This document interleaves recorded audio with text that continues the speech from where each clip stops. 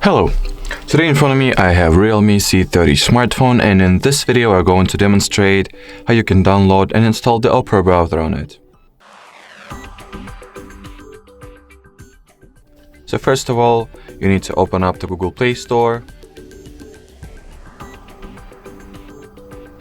At the search bar type in Opera, just like so.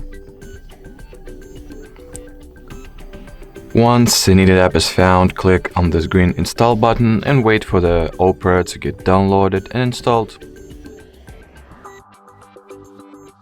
Now we can go ahead and launch the app as well as set it up.